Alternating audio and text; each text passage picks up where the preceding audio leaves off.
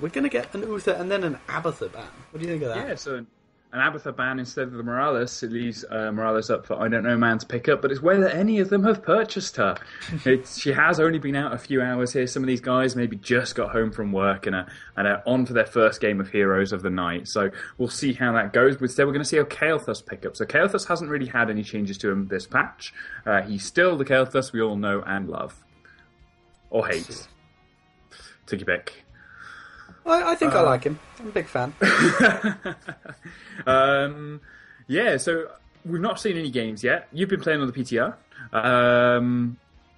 How the meta's going to change, and maybe these guys aren't really sure themselves of how the meta's going to change, and so instead we're going to see very typical meta picks there. So we are seeing the Jaina and the Leoric. Leoric, the changes that have happened to him have all been around his Q and the wave clear that comes along with that Q. He no longer clears waves nearly as quickly as he used to, and that's a really good thing, because what we saw dominating the meta were warriors that were so good at clearing waves that they could roam, and it made this really awkward position for Blizzard to try and get themselves out of. But instead of just kind of giving every warrior a huge wave clear, they've reduced it. So Lyric and Johanna not as strong as they used to be, but still top tier tanks.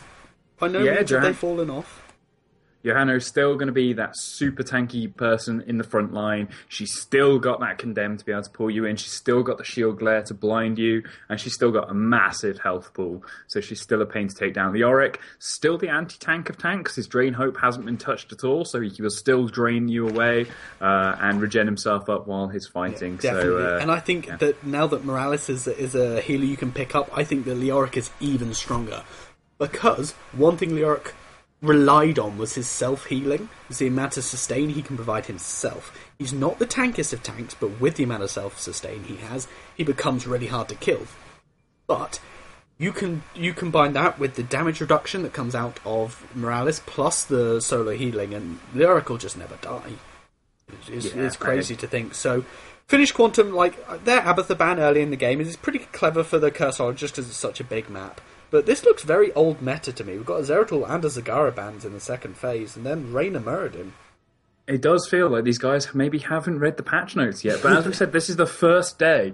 Maybe they're not willing to experiment. Maybe they want the comfort of heroes that they've played a lot with lately, and that's why they're sticking with what they know, sticking with what they love. I do have to say that whilst I don't know man are, I've forgotten what nationality the majority of them are, but I'm slightly favouring Finnish Quantum just as far as my bias goes, because they are 4 Brits and a Frenchman. So I'm a big fan of them already. We've got a British eSports team lining up here, and I mean Reyna's always good, and because Kurzhol lasts so long, his season marksman is going to stack up very, very nicely. And I don't know, man, picking up the Sonya, will we see the Morales to go with this? You put the healing onto Sonya, and she is just going to wreck face. Sonya has had a very nice quality of life buff in this latest patch, and the fact that she's actually her Seismic Slam no longer interrupts her auto attack. Previously to this, whenever she used the Seismic Slam, her auto attack would be delayed and reset, so she would then have to go through the swing timer again. Now that's not the case, meaning even if she is spamming that Seismic Slam, she's still getting those auto attacks and able to generate the rage, which in turn means more Seismic Slams, which is fantastic to see. We see a Rhaegar support there, so pretty good pick up still. Rhaegar, Chain Heal, going to keep people alive. His Ancestral Healing, Ancestral Spirit's probably going to pay off there for the giant heal if somebody does get caught out.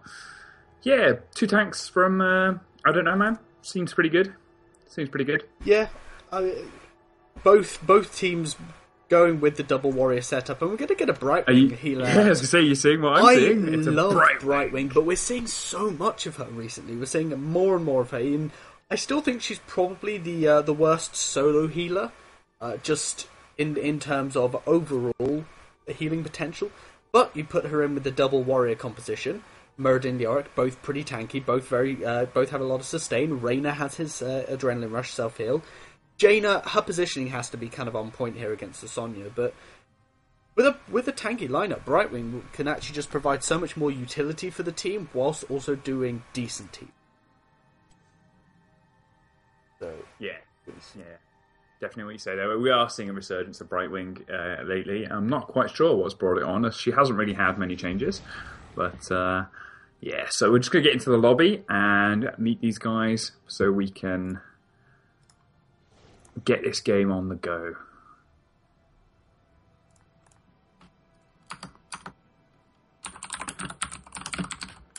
Yeah, and hopefully I've set up all of my scenes, so we're all good. Yeah, we've got everything looks fine.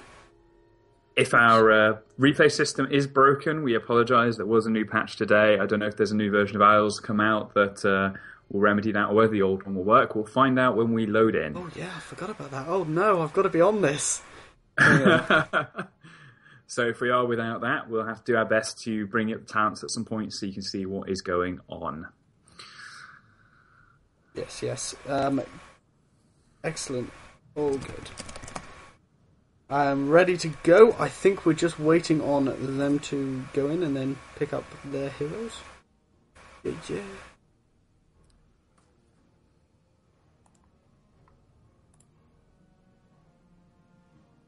And I am going to download the new interface right now as I get this going. Is there a new one out? I believe so, yes. I will send it to you. Just find me a link. There, I've sent it. We're so organised. I completely forgot about that. I feel like a fool. Just for reference, I work during the day, so... I don't, I'm lazy. Stefan starts work next week, I think. So he's going to enjoy this pain of rushing home to come and cast for you guys.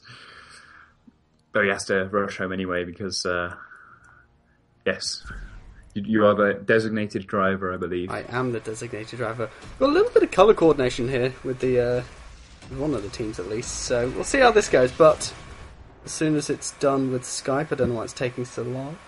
We even have a new loading screen. I do love this new loading screen. Yes. Doesn't For those show who us on haven't there. managed to sign in today, you get to see both the teams, what heroes they've selected, and how far they are loading, so we'll know who has a potato. You also get to see what icon they've got there, so it's a good reason to dart out there and try and get your favourite icons so you can show them off. So Jaina over there, Mystify, a blatant Nova player. Look at that Nova Master Master avatar. Yes. But yeah. So Cursed Hollow. For those of you maybe a little bit unfamiliar with it, we're going to have attributes spawning every few minutes. When you claim one of them, your total goes up. When you get to 3, you curse the enemy. Being cursed is a bad thing. Your turrets stop working and your minions drop to 1 health. Yeah, that is the map. Yeah. There is not much else to it. It pushes very far. There are 6 locations where attributes can spawn, 3 in between the top and middle lane, and 3 in between the middle and bottom lane. There is a bit of a pattern, a logic towards them, so if 2 spawn top in a row, then the next one has to spawn bottom, that sort of thing. But yeah, like I say, the curse is pretty good for your opponents to push up against you, and everything's working for me. Yeah, my Isles is working as well, which is pretty cool. I'm going to see if I can change it to the new one, but anyway. I have changed it. Got a bit of tearing on the left-hand side of it. There's a random piece which has flown off. But yeah, other than that, it's all pretty good. Excellent. So I'll stick with this one for now. Yes, I'm going to introduce the British team, Finnish Quantum, in red. Hopefully, I believe that is. Let me just double check. Yes, they are. Yes. And we're going to have Defeat, the team captain on the Murder. I believe it's team captain anyway. Going to have Mystify playing that Jaina. Chase on the Brightwing. Raina is played by the Architect, and the Auric can be played by a very unusual name, Vero Pugno? I have no idea, so I'm going to call him Vero for short. Fair enough. And over on the blue team, we do have I Don't Know Man. We have Komek playing Kael'thas. We have Davo playing Johanna. We have Curson playing Rhaegar. Atomic playing the Sonya. And finally on the Zebo, we have Yunks. Yeah, that Jest and the Zebo skin going on there. Three heroes top for I Don't Know Man, whilst 3 heroes bottom for Finnish Quantum. Yeah, so interesting to see a little bit of push on there. I'm not sure Kael'thas is going to do much in that bot besides hide many towers and clear some minions away. But Leoric's going to be pretty much the same up top, just grabbing whatever regen globes he can to stack that reanimation. Although with the fact that they have the Jaina slows, the Brighton Polymorph, and the Muradin stun, I think the Kael'thas positioning is going to have to be on point here in order to survive out, compared to the Leoric, who can just Wraith Walk away. It is, yeah. Okay, so Muradin's roaming towards the mid, not really going to be able to pick much up from Johanna, so they're actually going to keep on going top by the looks of it. They're leaving the Jaina versus the Kael'thas, and the Brightwing already phase shifted up to the top lane with the Leoric, and the Muradin will be joining soon enough. Counter this push, as they've I don't know, man, did already take down a tower in that top lane just with that huge amount of siege damage they were able to do in the Zebo and the Sonya. Cool, so we're going to go for a 3-1-1. It's going to be nice and chilled until we do get our first tribute. A little bit of an experience advantage because that tower's gone down for the side of I don't know, man. So they're looking pretty good. The Architect on Reyna is going to have a pretty favourable matchup versus the Johanna. Not too much of a kill potential, but Johanna's going to struggle while she doesn't have her blind off cooldown to stop all that damage coming through. And blind will be very important in the late game when that Reyna has stacked those seasoned marksman stacks, just to be able to stop his damage for a few seconds, setting his two auto attacks. And the fact that Finnish Quantum have two of the highest health heroes in the game in form of the Johanna and the Muradin. Reyna's going to be... Oh wait, no, sorry, wrong team. Johanna is one of the highest health tanks in the game. Sonya also having a decent health pool despite being more of a bruiser-oriented tank. Warrior, rather. So good positioning here from I don't know, man. The Rhaegar and the Sonya had roamed down just before this spawn did come up, so they were in a very lucky place there. So we're going to see a little bit of a scrap over the tribute, but no one wanting to commit at the moment. We saw a lot of damage be put onto the Kael'thas very quickly, and again the Johanna taking about a third of her health, maybe a little bit more than that, just from the Muradin and the Jaina coming in. Chase on the Brightwing, probably going to be able to take that first tribute, and that is going to be the first tribute for Finnish Quantum. Yeah, so I don't know, man, backing off from that fight, deciding it's not really worth it after a couple of guys took a bit too much damage, and instead moving back towards the lanes to soak a bit of experience, but they didn't really get much on their side. They're still about where they were before that tribute spawned, as the Leoric and the Zebo stayed top, so no real advantages gained there. We still just see that small experience advantage, or I don't know, man, as a result of having the tower already. And so Merc's going to come and join Johanna in the mid lane. Yeah, Sonya's just doing a good job of roaming where she needs to be, and then taking those mercenaries with the Rhaegar. So top gate's down, nice and open. Yeah. It basically just means that Nazeeva's going to be able to push almost unhindered here. Doesn't have to worry too much about a gank since they don't have the best ganking lineup. Finnish Gaming, unless the Muradin and the Jaina want to go together. And I feel like if I don't know, man, don't see both of those heroes on the map at all times, they're gonna leave and play very safe because that roaming duo can do so much more. Okay, so a little bit of a fight here. Shouldn't be too much going down, just a little scrap on the way to the tribute. And the Zebo is staying top to soak this, so it is a 5v4 in favour of Finnish Quantum. The Muradin taking a lot of damage from the Kael'thas, but he's just going to move in, and with the Brightwing there, keeping him alive with the shield blocks and his passive heals, his little mist, soothing mist, he's going to slowly, or rather quite quickly, get back up to full health because his trait's going to be kicking in shortly. Reyna almost going to be doing a decent amount of damage here. In fact, a lot of heroes getting caught out here. Muradin dwarf tossing himself over rather. They are Wraith Walking, looking maybe for a bit of a pick off. The Kael'thas had just gone too far to range. You wouldn't be able to get the kill. And there's going to be a second tribute. Yeah, so a lot of positioning there, but not a lot of gain. Second tribute's definitely good for Finnish Quantum, and they're not having to pay any prices for it. I think we're still in a bloodless game. It's nearly 6 minutes in. There's pretty much unheard of in a heroes game.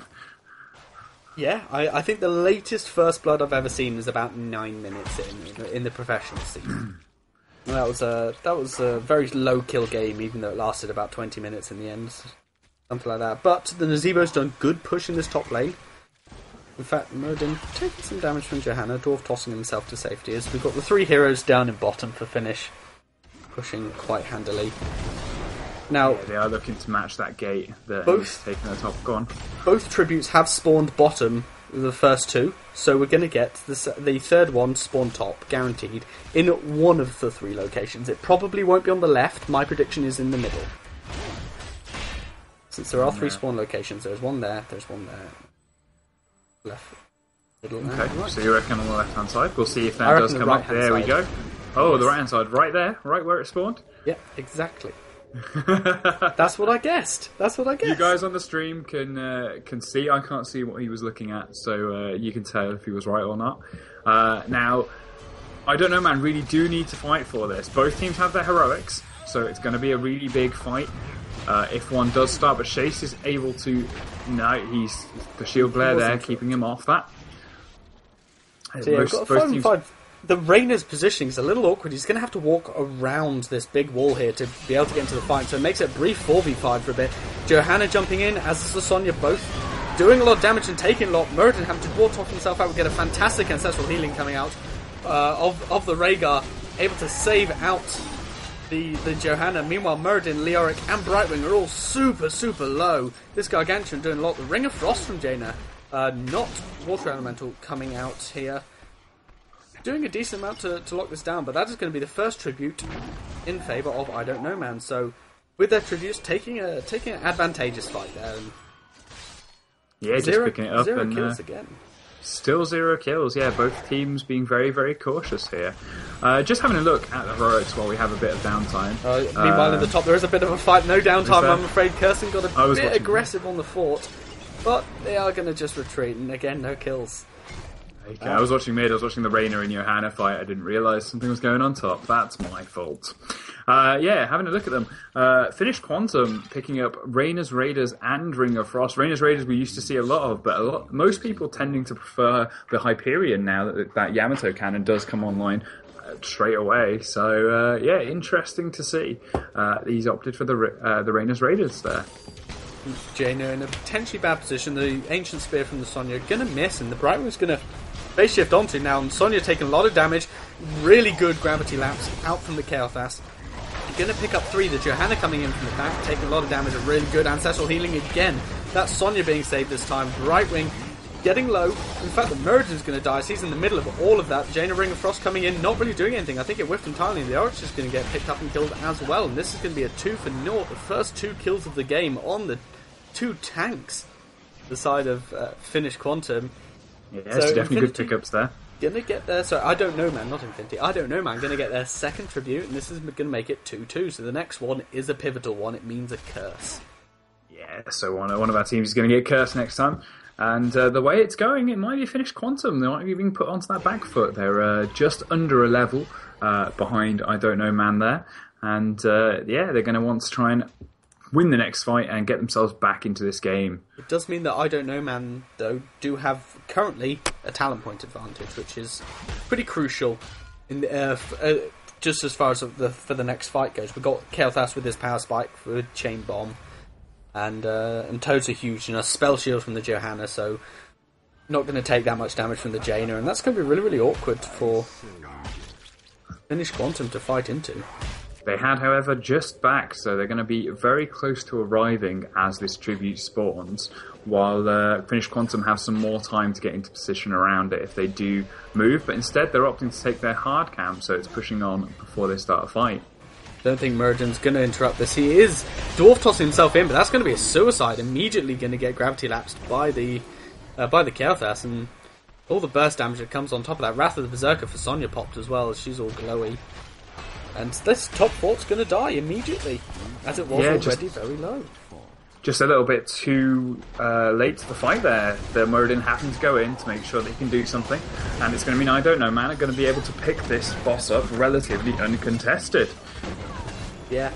Now, I'm not an advocate of wanting to take a boss during a curse, as I believe it's a bit of a waste of curse time.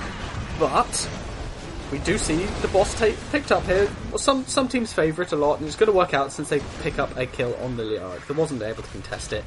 And I mean, you're almost guaranteed to get the boss every time if you have a curse up, but a curse itself isn't going to do a huge amount of work.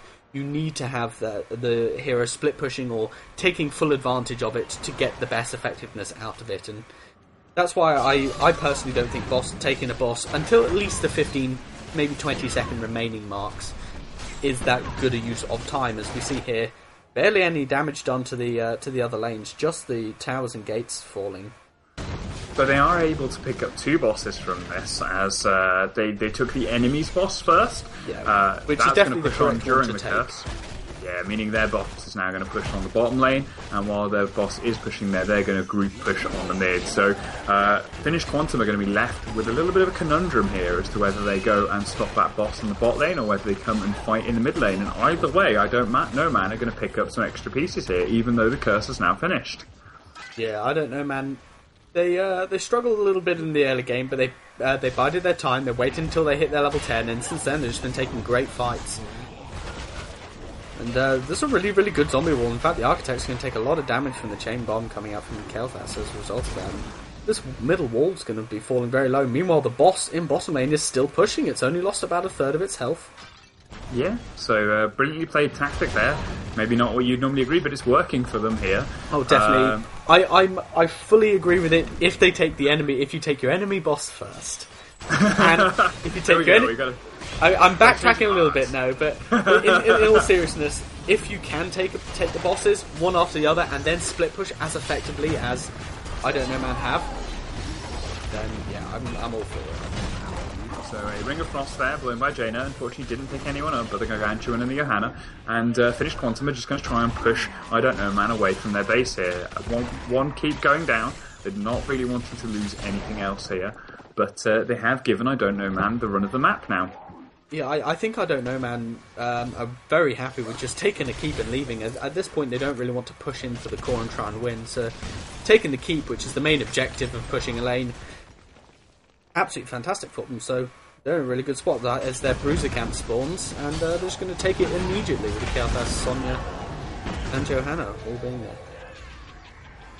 Yeah, so just going to pick up a couple of camps, a couple of the siege camp being picked up as well, and try and get those lanes back in favour of Finnish Quantum so they can start to move around without fear.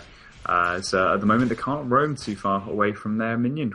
Still waiting for the level 16 for Finnish. Hopefully be able to get some use out of those 16 talents, with Muradin getting his stone form, of course, so make him a lot tankier. Now we have Giant Killer and then Bullseye out for Rain, and normally we'll get the I think it's double barrel level 13, which means he gets 2 charges of penetrating round if you're going to go for a penetrating round build, and if not, then you'll go with Giant Killer and then Berserk. But we see the Bullseye, which is the stun on your penetrating round at 16. A little bit of a mash-up here. A little bit of mix. Yeah. He's liking it. So, yeah, they're just going to pick up some minions here, some mercs here. The bruiser camp being picked up by I don't know man, so they can push onto this middle keep. And Finnish Quantum are not looking like they want to engage into a fight here. I don't think they can engage into a fight, not very well. And, however, they need to soon. Otherwise, I don't know, man, it's just going to get their level 20, and then they're going to be at such an advantage. They're just going to push that bottom keep, take it, and then go for core. So, yeah, they're doing a very smart thing, though. I don't know, man. They keep waiting for the Gargantuan to come up, for the Phoenix to come up. They go to a lane, pop them both, take the keep, take mercenary camps, and then rinse and repeat. And that's what's been going on. And using those heroics to great effect there. Finnish Quantum, I don't know how they're going to come back into this. They have to take a really advantageous defensive fight. But even then, they've already lost 2 keeps. And the next fight, they'll probably have lost the 3rd. It's going to be awkward for them, as we do see the push coming. Here we do see the Phoenix. And Just the Phoenix this time, no Gargantuan. He's 5 seconds cooldown. We'll see him come up very shortly, I'm sure. Double stomp for Murden actually onto the Kael'thas and the Nazebo. Fantastic there, but a great ancestral healing coming out on the Nazebo, just about keeping him alive. Meanwhile, Sonya's going ham in the back, doing a lot of damage to the Reyna and to the Murden, but Sonya's going to get picked up as the first blood. First blood for this fight as the Keeper's focusing her down, slowing her attack speed. Meanwhile, Reyna's going to get killed by those giant toads coming out from the Nazebo. Gargantuan going to die as well.